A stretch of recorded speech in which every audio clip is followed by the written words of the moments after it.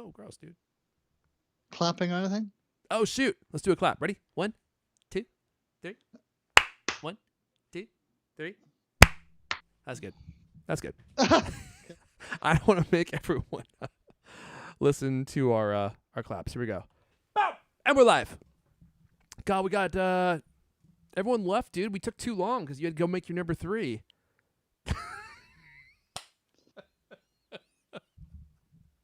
I just put it right out there. No need to be shy about it.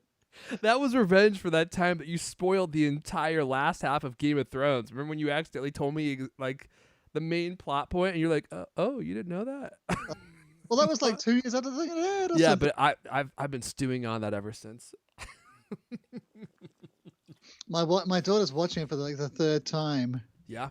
She is a super fan. God, yeah, I guess. I mean, I watched the first 2 or 3 seasons probably several times, but then it got so brutal. I got tired of seeing people's tongues pulled out and shoved up their keisters, and I was like, this is just too graphic. I can hardly stand it. Yeah. All right, John Forster, going live. We're live. Todd Ellis. Hello, John. Oh, he's talking to John. Whatever. So HomePod may not be dead, says Todd Ellis. Dude, I don't think so. I think there's something going on that Apple's not telling us. We got Daniel Alvarez. Hello, Govs. Paula Dickman. Leander, discount code for the Cult store, please. It's me from Seattle. Oh, don't tell him that. Don't tell him that. You won't get a discount. Yeah. I was going to say you're from London. Then you would have got it. Seattle? No. Seattle, put in a discount code and the price goes up like 5%. Like, right, exactly. Yeah, we need that in it. An increased code. You can use code CultCast at checkout. It will save you 10%? 10%, which is 10%. It's not bad, yeah. It's not bad. It's not bad. We got a lot of stuff to talk about here, everyone. We're just kind of waiting for people to shuffle on in. If you're wondering where medium-sized Lewis Wallace is, let me just show you guys this here real fast before we officially go live. Is this it? I think this is it. Let me see if I can just drag and drop this into here and make it work. Yeah, what a jerk. What a jerk. So here's Lewis Wallace. He posted this. Oh, sorry, guys. Can't join you. I'm at a concert in Salzburg. And I was like, dude, you better be careful. You see that creeper over your shoulder? I don't know if I can't tell if that's a guy or a girl, but they're coming for you, Lewis. Whatever you did angered that person. This is one of those photos that gets posted to Reddit after someone dies, and it's like, last moments, and this is what you see right behind you. I don't think that's his wife either. The hair's not blue. Right. So. What's he doing in Salzburg? I thought he was going to go to Italy. I think he was going to go to Italy, Salzburg, and some other places. So, dude, I love Austria. I love Austria. I would potentially live there if I could. If they would let me. I mean, they won't let me go back, so I party too hard. Leander Katie School of Vacationing. Ever since I went to that Leander Katie School of Vacationing, seminar, I just party too hard. They throw me out. Many countries won't even let me in. It's I can only go to certain states in the U.S. Texas lets me in. Florida. Can't go Florida coast, yeah, I'm sure you're welcome in Florida. Montana. can't go to Oregon. Have you been to Salzburg? Yeah, I've been there a bunch of times. What's it like? It's beautiful. It's paradise on earth. Really? It's like a mixture of Austria. It's like a mixture of Germany and Switzerland. So you have a lot of the German culture, but it's got an Austrian flair. And it is very mountainous. It's like being in Switzerland, although not to the same degree, because Switzerland is like, the entire country is just one big mountain range. But yeah, it's got great food if you like meat and beer. It's like basically it would be your favorite place, meat and beer, and you could change your name officially to Leandita. Oh, here comes Leandita. Get ready the beer. Here he comes. He's ready to party all night long. You could do that dance that I saw at CES 2015 when what was that band? Tony came on or something? Raphael Sadiq. Yeah, right. That was still one of the best concerts I've ever seen. Yeah, that was pretty good, and I know that you were loving it because I haven't seen moves like that since.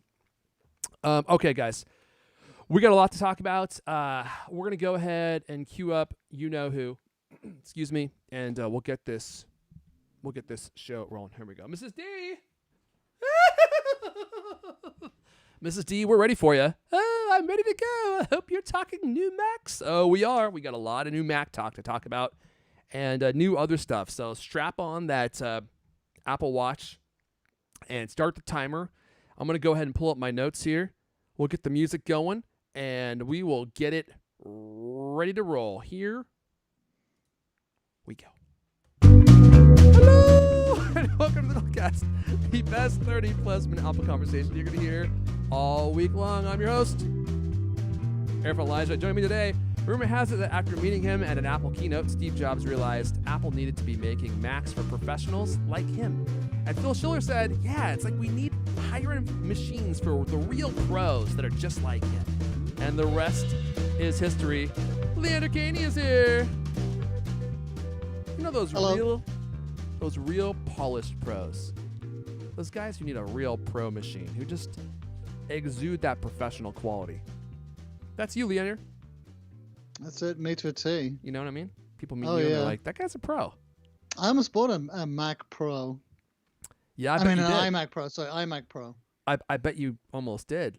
Just drop 10 grand on the internet browsing machine. That's exactly what it was going to be for. But I think about those tabs I could have open though. Well, there is that. You could probably when I had 250 gigs of RAM. Yeah, it's probably infinite tabs. You could never max it out. Like you wouldn't have to close a tab until you were getting ready to sell it and buy the next machine.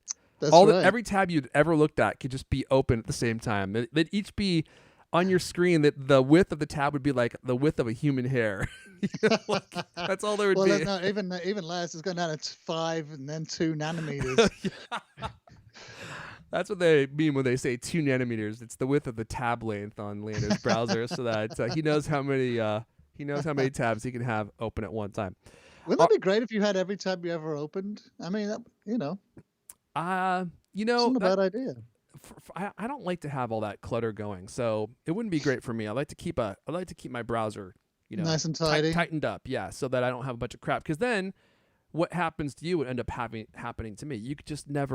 You would never know where anything is, so you can never find anything. You're like, hold on, let me find it, and then it takes you 10 minutes to sort through all the tabs. Well, do you know? I got to start using that tabs. Like how to the tab bookmarking that Apple's introduced. Yeah. In the latest Safari. Like tab groups. Yeah, tab grouping. Yeah. Mm-hmm. Do you know how to use that? I got to figure out how to use it. I haven't played around with it yet. Man, we could do a whole episode on iOS 15 features. They've added so much polish to iOS 14 and added in all these little features that you didn't even really know exist that you needed. And they built in a bunch of great new features into it. But we don't have time here today to go through all that stuff because we've got so much stuff to go on. It looks like everyone can hear your audio, so that's a good sign. As many of you know, last week we had to abandon ship because we couldn't hear LK's audio, and I finally figured out why. And actually, it was something really simple. So, and as soon as I realized what it was, I was like, oh my gosh, I can't believe it. But it's been so long since I spent months setting up the live video performance that you see here today. It took me so much time to figure out how to do this. And there's a lot of moving parts and a lot of configurations that had to be made. And I kind of forgot how everything worked. So when it broke, I was like, oh shoot, I don't know how to fix this because I don't remember how I made it. So I had to go back through and like figure out what I did, recreate my steps. And and once I got it working, I had one thing to say. Yeah. That one goes out to Adam Broussard. I'm not explaining nothing. Okay. Well, before we dive in, for those of you wondering where Lewis is, he's in Austria, walking around in Austria.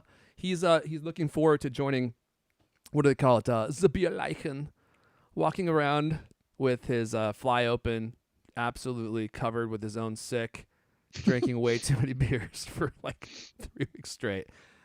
And in Germany, they call him the Bierleichen. That will be him. I think it means like beer zombie, doesn't it? It's like when people get way too inebriated at Oktoberfest. What's it called? Bierleichen. Oh, really? That's the name of it? That's the term for like the wandering dead, when people just get so inebriated that they just wander around like zombies through Germany during Oktoberfest.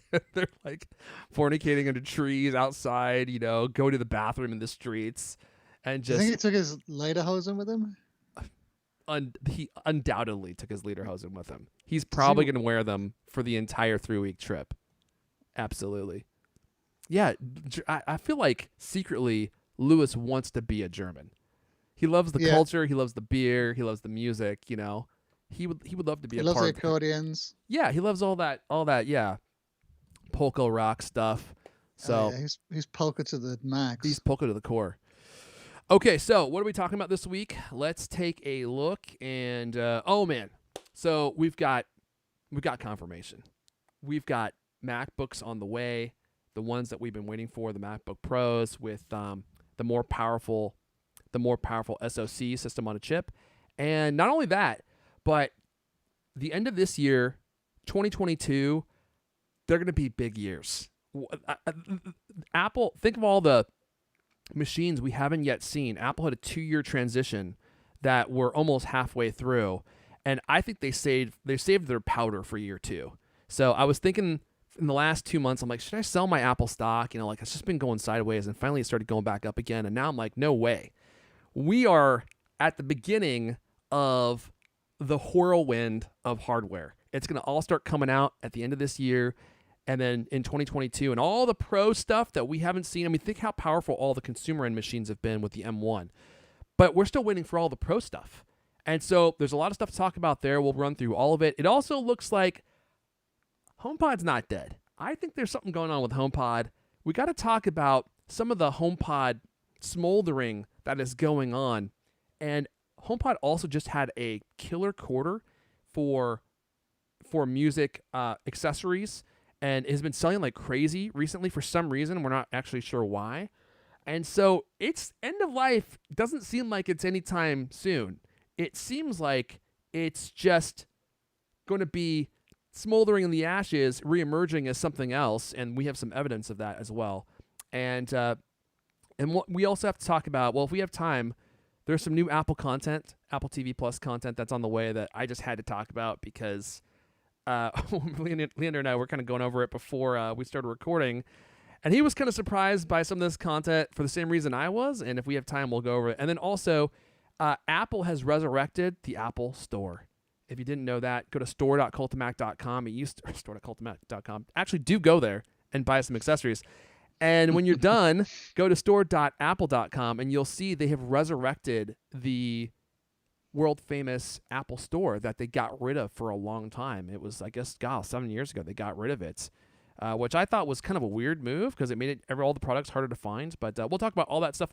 Before we dive into all the fun, let me give a hearty thank you to squarespace.com/cultcast, where you need to head to turn your ideas into reality. If you need a website to promote your business, promote your design skills, promote your photography, promote an event you're having, you can create a membership-based website to have people, all inhabit the same website and talk about whatever topics you want. You can highlight your resume. You can highlight your upcoming wedding or your party that you're having, your birthday party or something, or just have a website that promotes your small business. Everyone kind of needs a website in one of these categories. Or you can have an online store. Now, the great thing is your Squarespace website includes all of this different stuff. So it has everything that you need to build a beautiful website. You just choose one of their templates. Bing, bong, boom. You're up and running in no time. And it's really easy to design and customize. The back end is really intuitive to use, and their design is on par with Apple. They have a lot of attention to detail and care and thoughtfulness in the aesthetic and the design. And not just how it looks, but how it works, how you assemble it, how you maintain it. And you can invite contributors in to help you build and run your websites. You can sell stuff. As I mentioned, you can have people or give people a way to book your time so you can charge for your time. I mean, it just has everything that you need. Head on over to squarespace.com/cultcast. Build a website, see how you like it. And if you like what you have at the end of your 2-week free trial, use code CultCast at checkout. You'll save 10% off your first purchase.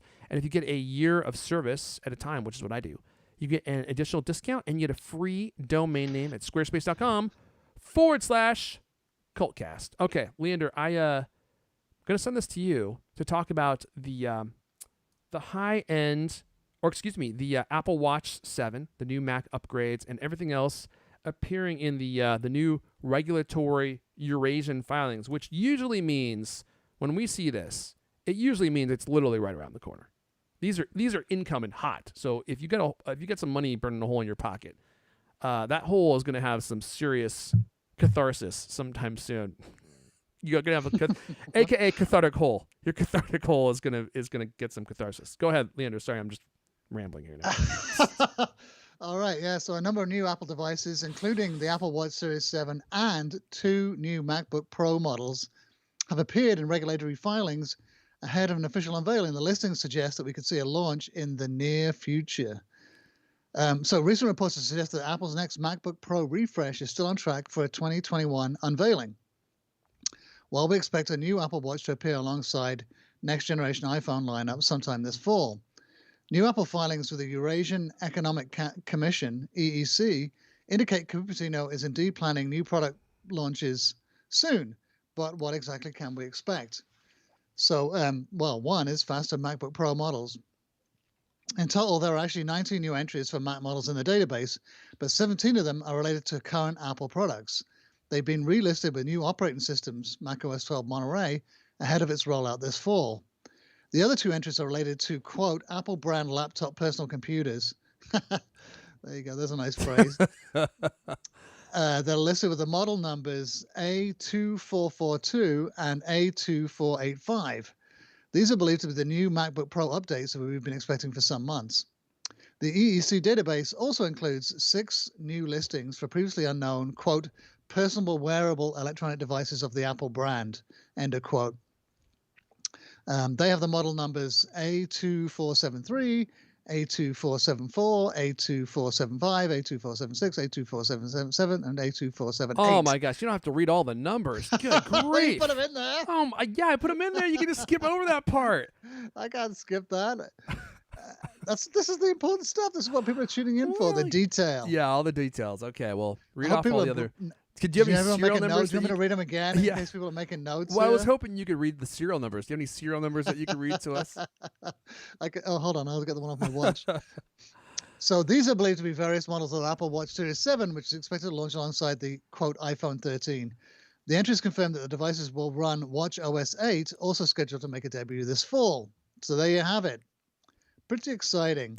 So yeah, the MacBook Pros literally right around the corner. We were probably, let's see, it's August 5th today. We might be like 4 weeks away from these being announced finally, right? And it's going to be exciting because these machines, whenever they're announced, will in all likelihood be the first insight that we have into what Apple's vision of Pro machines are now. Okay, so this will be the first taste of what we can expect. And of course, there will be like all the benchmarks and everything to follow. We don't know if they're going to be M2s or if they're going to be M1Xs or M2Xs. I mean, we don't know what the naming convention is going to be. All we know is that there's a delineation for the SoCs. There's like the consumer grade SoCs, right? So the M1, and then whatever they're going to come out with for the Pro versions. And the Pro versions are those are the ones that make the nips go boing, right? So, but it's not just the MacBook Pros that are exciting. So think Apple Silicon is exciting now. Just wait and see what's to come. Baby, what a headline. So it starts with the MacBook Pros, but there's a lot more on the way. And let me just dive into this story here. Apple just reported their hugely successful quarter for Mac, one of the best ever. And it looks like it's only going to get better. A new report detailing the company's Apple Silicon roadmap says the best is yet to come. Ooh, baby. In addition to the new MacBook Pro models powered by faster Apple Silicon chips, which are still on track for this year, probably in the next 4 weeks, Apple is expected to roll out a new high-end Mac Mini before the year is out. Now, that's the one that I'm pretty excited about. The idea of having the power of, or close to the power of a higher end iMac or maybe even like a Mac Pro in a really affordable Mac Mini box with no screen. That's pretty exciting. What are you chortling over there, This LK? is what ridiculous wishful thinking. It's probably Oh, going to this be. could be as powerful as a Mac. This might even be a Cray. This could be the kind of thing that could simulate, the entire global weather system, and it's only going to cost $5.99, but it comes in a small form factor. Oh, $599 comes with 16 gigabyte RAM. If you want to get the higher end model, it's going to be $4,099. Yeah, You know what I mean? right. For the extra RAM. But it probably won't be as fast or as powerful as a Mac Pro. That much is true. But it's going to be at least as powerful as the iMac, I would guess, like the higher end iMac that they end up releasing. In fact, it may just be that without the screen. In all likelihood, that's what it will be. But it's going to be less expensive. So that's pretty exciting. Is this the Mac? I'm sorry. Is this the Mac Mini Pro or the Mac Pro Mini? Well, I hope that it's going to be a Mac Mini Pro, because then it will have the price tag of a Mac Mini and not a Mac Pro Mini, although it does seem like both are in the pipeline. So let me continue here. Let's see here. Okay, so the Mac is going to get even better. Back to the story, okay? Back to the magical story here. There we go. In the latest edition of Power On, Mark Gurman says he's predicting big things for the Mac in 2021, 2022. He says it begins with the Mac Pro upgrade that we were already waiting for, and he is expecting that they're going to bring the faster M1X chips in the coming months. Soon after that, he says Apple will introduce a high-end Mac Mini that's likely similar to feature similar power upgrades. So there you go, dude. He's saying it's going to feature similar power upgrades to the Mac Pro or the Mac Pro Mini. So that's an interesting observation, and that's really exciting. Have they done a Pro Mini before? I mean, they kind of have, No. haven't they? They've had that. Well, they kind of have. The high-end Mac Mini had like gigabit Ethernet and sort of other stuff like that, didn't it? I mean, it's kind of like they've been kind of pro-ish. Well, I don't know if I would consider that to be pro. I mean, it was more in line with like the iMac, although I don't think it was even as powerful as that. But if they're going to be doing a high-end Mac Mini that's, I'm reading here, quote, likely to feature similar power upgrades, that's pretty interesting. Apple is expected to deliver a revamped, smaller Mac Pro powered by Apple Silicon. So we're talking about two things here, right? So the Mac Pro Mini and then the Mac Mini Pro. Right. We're just talking about it. Yeah. And if that's not enough to make you go cross-eyed, we'll continue. And then it looks like Gurman previously reported that Apple is developing custom 20-core and 40-core chips for use in a future Mac Pro. It is believed, who would ever need that many cores? That's just frivolous cores at that point. It is believed that the first Apple Silicon model could be around half the size of the current desktop. In the meantime, Apple will roll out one more Mac Pro refresh that will feature Intel chips. So this will be the last hurrah. Likely the company's new Xeon Lake processors, Gurman writes. It's not clear yet when that refresh will happen. So that's what I mean. That's why I'm excited, is we have all the Pro machines on the way. We've gotten all the consumer grade M1 garbage out of the way. I don't want to talk about it anymore. I don't want anyone to tell me how great it is. I don't care anymore. Now we're looking forward to the future. That's what I'm focused on. M1X, possibly M2, M2X. Well, M2 will probably continue to be the consumer grade chip, is my guess. And then the M1X, the X series chip, will be what they use for all the powerful stuff going forward. Well, but it's going to be a crazy year. What's the timing, though? I mean, if they're going to come out with another Mac Pro with Intel processors, I mean, that's going to put the Mac Pro with Apple Silicon back at least, another 18 months? It could, yeah. Like towards the end. Well, especially if they're planning on coming out with an Intel-based Mac Pro first. So if that happens sometime soon, and I wouldn't be surprised if we saw that in the next month, because they got to give themselves some buffer between that and then the Mac or the Apple Silicon version of the Mac Pro. Yeah, right. So that's going to be like another year, right? Yeah, so like that might be like the capstone, right? Like this here, you wanted power, like here's the Thunder, and then the last machine they show at the end of this 2-year transition is the most powerful one that everyone's like, holy cow, like this thing's nuts, right? 40 cores or whatever, And so they're going to trickle it out over the next year and a half. But so it's exciting because we're on the tail end of the transition where all the most exciting hardware I think is going to start coming out. Right So now, it's just going to be one hit after another, and I'm just watching my Apple stock because it's sitting at like 147 a share, which is right below the highest it's ever been. And so I think people are waiting to see what is coming down the pipe, and if it's exciting, if it's powerful, if it checks all the right boxes, we're headed to $200 a share. Well, Cookie said it was going to be a 2-year transition too, didn't he? So yes. Yeah, right. So we're almost at the end of year one.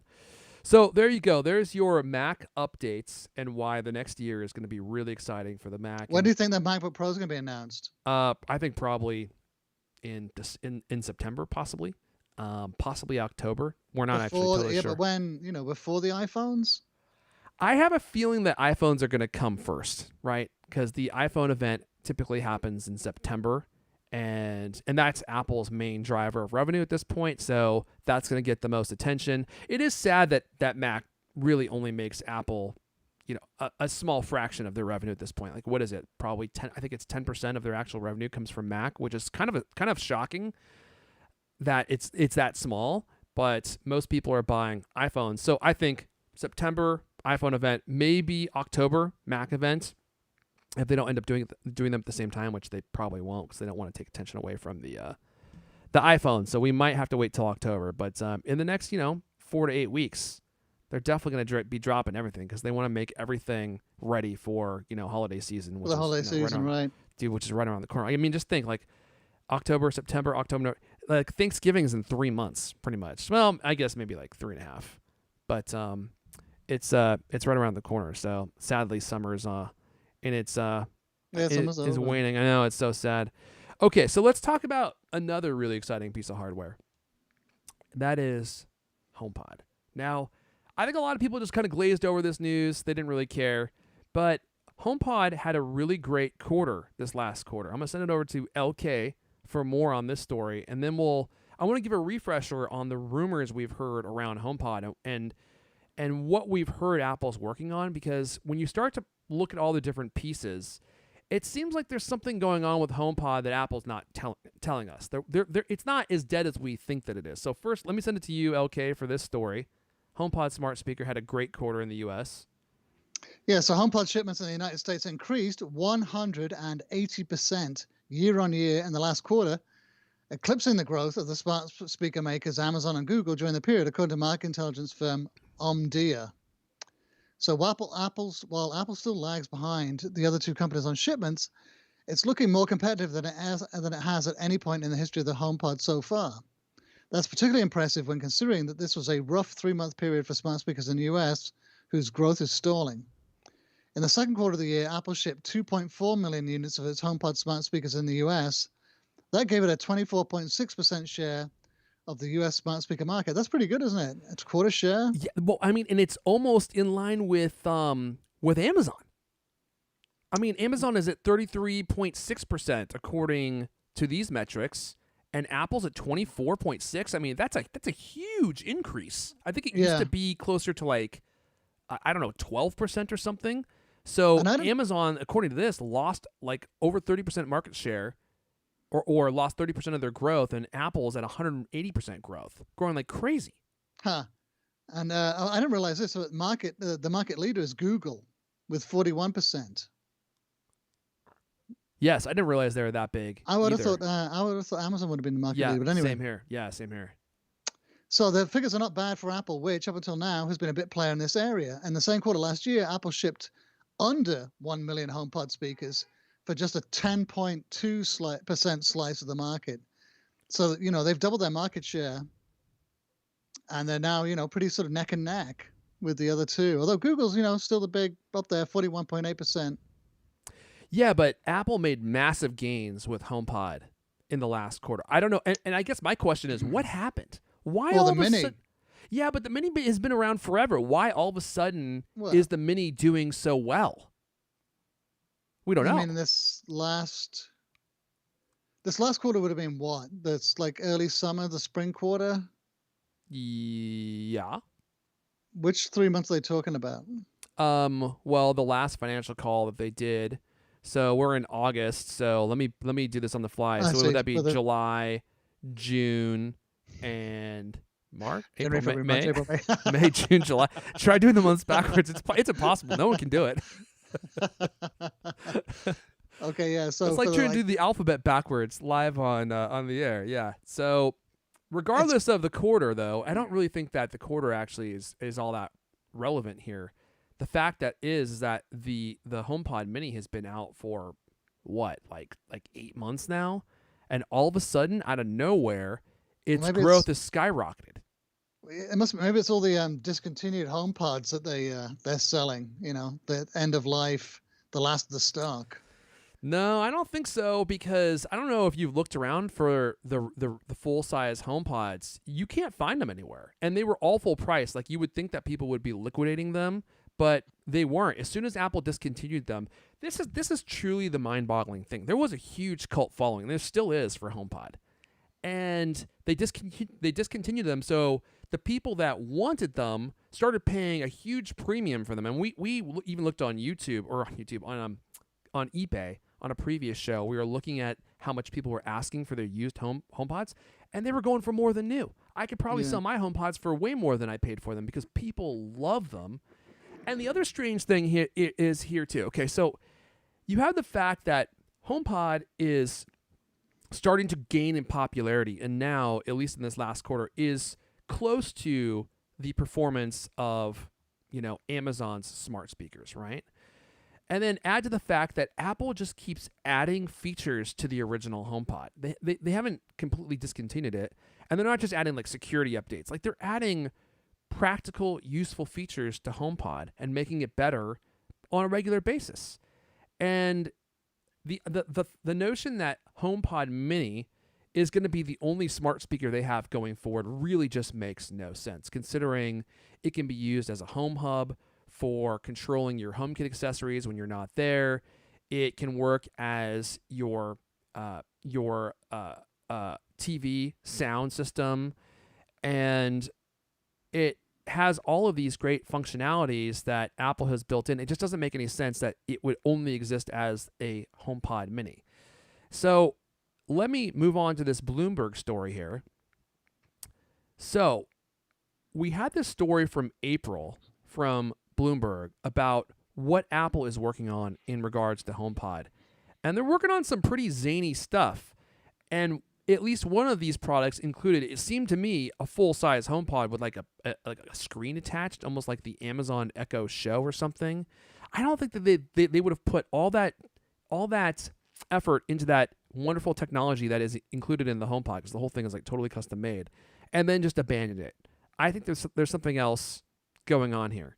So from this story from Bloomberg, the company is working, this is Apple, working on a product that would combine an Apple TV set-top box with a HomePod speaker and include a camera for video conferencing through a connected TV and other smart home functions, according to people familiar with the matter, who asked not to be identified because they would be fired.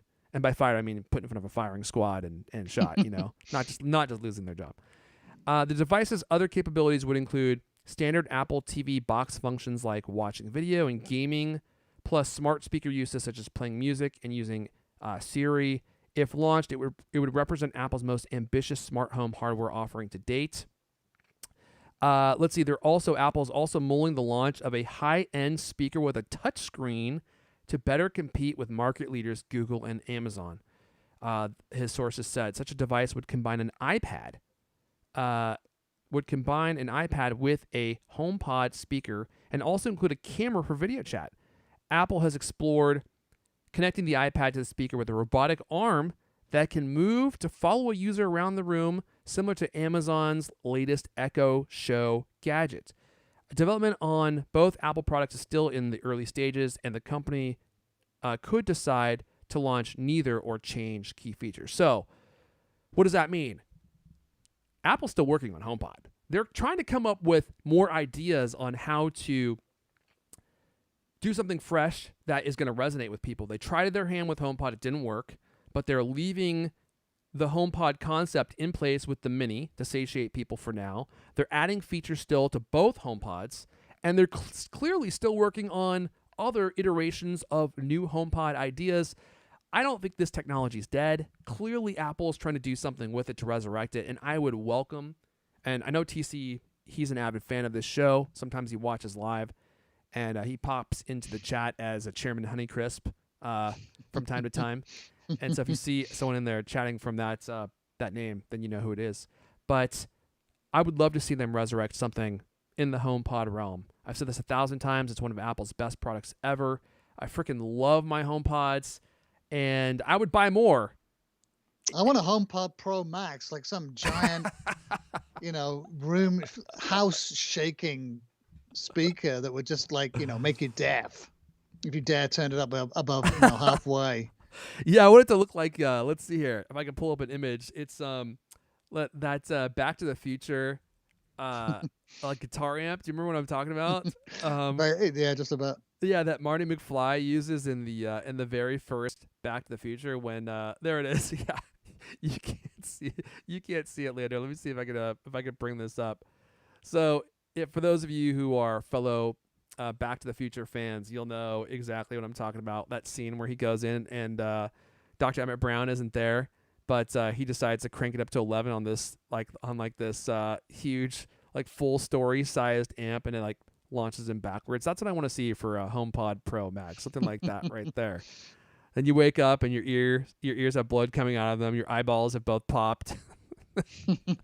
Your life is ruined, but you did just experience the most powerful music sensation of your life. So all that to say, it's exciting. HomePod, there's still something going on with it, and it looks like Apple is working on the next iteration of HomePod. It's not dead yet. It's not as dead as the reports have indicated that it was. What was that? What's that quote? What's that quote, Leonardo? That famous quote. Oh, Mark Twain. Reports of my death have been greatly exaggerated. Exaggerated. Right there, you go. That would be the great HomePod headline once Apple comes out with their HomePod Max hardware. All right, let's move on to some other smaller stories that were kind of fun. We're kind of running low on time here, so I thought I would just do this real quick. It's funny, on CultCast Off Topic, we talk about movies a lot, and one of the actors we were recently talking about was Brendan Fraser. Now, for those of you that don't know Brendan Fraser, he was kind of like a heartthrob actor in the 90s. He was in The Mummy. He was in Dead Poet Society in his earlier career. And in one of my favorite roles ever, he played a caveman in the iconic movie Encino Man, which I love. Is he the Encino Man? He's the Encino caveman. Did you ever see that movie? I've never seen it, no. Oh, man, it's a masterpiece. You would love Encino Man. It's got him and the guy who plays Rudy and Samwise Gamgee, whose name I can never remember, and then Pauly Shore, my doppelganger, who everyone always says I look like on my YouTube channel. Pauly Shore? Pauly Shore. You don't remember Pauly Shore? Oh, my goodness me. That's a good reason to avoid that movie. Come on, dude. Pauly Shore? Oh, whoops, sorry about that. I was showing Lewis there. Pauly Shore, one of the greatest actors of his generation. Sure. I mean, it goes... Let's see here. I'm trying to think of really wonderful actors. Daniel Day-Lewis. Yeah. Tom Hanks. Tim Robbins. Pauly Shore. Robert De Niro. Robert De Niro. Well, now Marlon Brando. We're talking about actors underneath the Pauly Shore threshold at this point, but they're good they're too. below. They're lower, huh? Oh yeah, much lower, much lower. I would probably put Robert De Niro down with I don't know, the actors in American Pie. You know that movie. He's down there with them. It's like the guy who played Stifler, and then Al Pacino, and Stifler's portrayal of the relationship he had with the other character's mom. It really was a profound performance, and you what's that? What movie is that? American Pie. Oh wait, no, it was the other character who had an affair with Stifler's mom. Anyway, we digress. So check this out. Brendan Fraser is on board, according to Deadline, Martin Scorsese's Killers of the Flower Moon and legendary comedy Brothers. Now, why am I bringing this up? Because according to this story, Brendan Fraser, at least as far as I can tell, is going to be making a pretty significant reemergence in film, and he's coming to Apple TV Plus. So I guess the Martin Scorsese movie, or Max Barbacau's movie, Brothers, is coming to Apple TV Plus. Oh no, I'm sorry, I'm getting this mixed up. So it is the Martin Scorsese film Killers of the Flower Moon is coming to Apple TV Plus, and apparently Brendan Fraser will be appearing in that movie alongside Robert De Niro, below the Pauly Shore threshold, but Leonardo DiCaprio, and Jesse Plemons. I'm not sure who that is. He will play lawyer W.S. Hamilton. So I was just like, whoa. First of all, what happened to Brendan Fraser? He was so huge, and then he completely disappeared.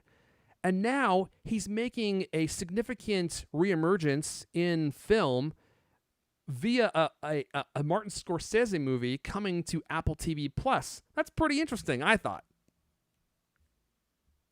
No? Apparently it's just me. Oh, you wanted me to contribute? Leonardo's Wait, got I thought we already talked absolutely about this. no comments on the matter. Sorry, we already talked about this before, didn't we? Yeah, before the show, we shouldn't have done that. Yeah, just Yeah, I know, it's regurgitate what weird. you said His before. career, and of course he's much larger than he used to be. So he doesn't look like. I mean, he looks. I saw him in that No Sudden Move movie, which is on Netflix right now. Yeah. Steven Soderbergh, like a crime drama set in Detroit, and when I saw him in that, I was like, "What the heck is that? Brendan Fraser?" Took me a minute to recognize him. Yeah. And then his role in that in No Sudden Move is I don't know. He plays this kind of like crooked fixer, I guess, a lawyer, a fixer, but he hardly does anything.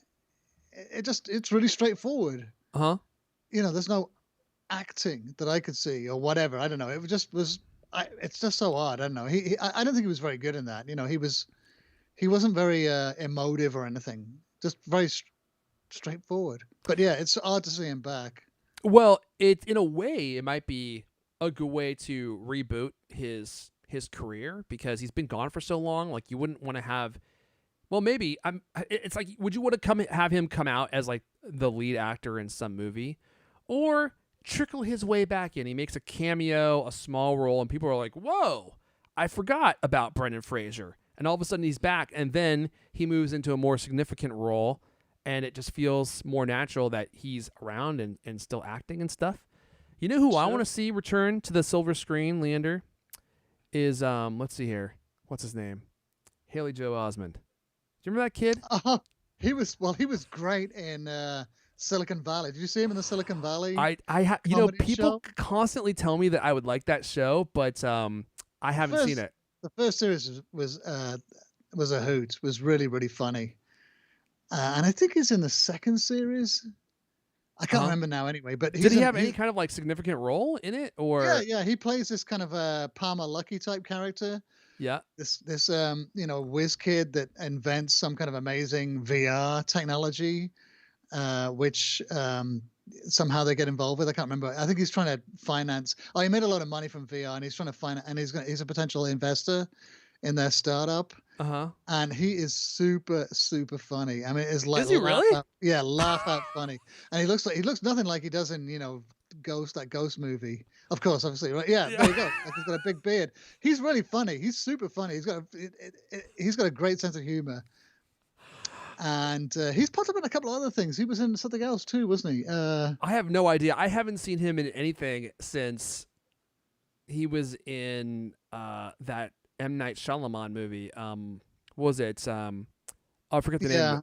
Oh God, The Sixth Sense. The Sixth Sense. Thanks. Yeah, that was probably the last role that I saw him in, and then for a long time he just completely disappeared, and you never saw him in anything. Right. And then he reemerged, and you're like, whoa, he's like a man now. And like in this picture that I'm showing you, it's weird because he still looks like a kid, but he looks like a bigger, like an adult version of his kid self. And then he has like this giant beard, which I'm truly envious of, because I'm like, this guy does not seem like he should be able to grow this beard. In fact, I wonder if this is real. It doesn't look it. I wonder. Yeah, like that bottom part is totally taped on. There's no way that's real. But it'd be interesting to see him make a reemergence in film as well. Anyway, So some interesting content coming to Apple TV Plus, including one of the great heartthrobs of the 90s, Brendan Fraser, is going to be making his return. I mean, he's been in other stuff, but I don't know if he's had any major roles in quite a long time. So it's going to be interesting to see what or how that role works out for him. Let's move on to the last story of the day. I just thought you guys might be interested to know that store.apple.com, it's back. I feel like Apple's making their way back towards a lot of the great things that we loved about Apple in the last 10 years, but got rid of. Sorry, go ahead. Well, I'm a bit confused about this because wasn't it always there? It didn't have its own tab. I don't think so. Because it wasn't like the store went offline. No, but my understanding of it was that they buried all the products within the different subsections of the website. So like there was the store for Mac, there was the store for iPad, there was the store for iPhone, right? You'd have to like bury in to those different accessories and then click the one that you wanted at the top menu, and then you could see the store page for that product. Now, that may not be 100% accurate because I didn't really, test all this out. Yeah. But if you went to store.cultimac.com, which you should definitely go to and buy some accessories for your Apple Watch, Mac, and your other Apple products that you own. Store.apple.com, I think it just took you to apple.com. And now if you type store.apple.com, it takes you to apple.com/store, and it just shows you all the different products all on the same page. And I think one of the reasons this is exciting is because now you can very easily tell when the store goes down, right? So now during a keynote, there's always that excitement, right? When the store goes down, you're like, uh-oh, the store just went down. Why did the store go down? What are they doing to it? Are they making an update, or do we have new products incoming? And now you can very easily tell that some kind of update is inbound. And plus, now you can just see all the different products all in one place, which I just think makes way more sense than what they were doing before. And then it also just kind of creates that excitement factor when you see the store go down. So I don't know why they diverged from this, but it's back suddenly. All of a sudden, it's back. Okay, right. So Dalva Veronica from the chat is saying there's just a menu away for every product. So I think we're saying the same thing, right? So it was like the store page existed within every product subcategory, at least as far as I could tell. Huh. And so now this is been fixed. I mean, not fixed, but changed to be back the way it was before. It's just interesting because the store's back, MagSafe is coming back, products are getting thicker, SD card slots coming back, HDMI ports coming back. Like all this stuff that got removed at some point is all of a sudden all coming back. The one thing that we're waiting for, Leander, the one thing that hasn't yet made a comeback, but I think is on the way. The Apple II floppy disk drive? Actually, no. I was thinking one thing. Now I'm thinking of two things. So A is the glowing Apple logo, right, on the back of the laptops. I think that was a huge mistake to remove that and just put that shiny steel. Huge mistake. That glowing, that soft glow was the heart and soul of the MacBook Pro and the other MacBooks. It was incredibly important. And then the other thing is USB-A. USB-A. That's right, I said it. We're waiting for USB-A to be making a comeback, and I'm going to keep waiting. I don't care what you guys say, because I think it deserves a place in the I/O, the side I/O of your computer. I think it deserves a place. With that said, before you guys start trying to argue with me, I think we're going to go ahead and wrap it up there. That's all the CultCast we have for you guys this week. Thankfully, Leander's audio was working this week. That was a little bit stressful, but we got it working, so that's good. If you want to come say hi to us, we're all on Twitter. I'm at Erfon, E-R-F-O-N. Leander is at LKing. This is the CultCast, the best 30-plus minute Apple conversation you're going to hear all week long. New episodes of the CultCast come out every Thursday night. Thanks, everyone, for listening and for sticking with us while we're trying to work out these kinks again. And we'll see you guys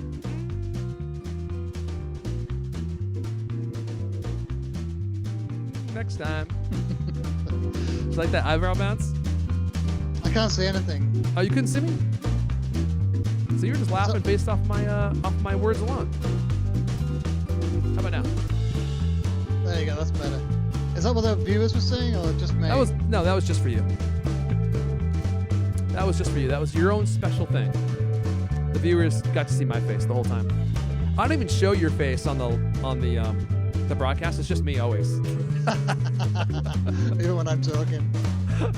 Just as well. I crafted an avatar of you out of a sock puppet, and whenever you're talking, I just put the picture on the screen, and I just Oh, like one of those where you draw a face and the face on my hand.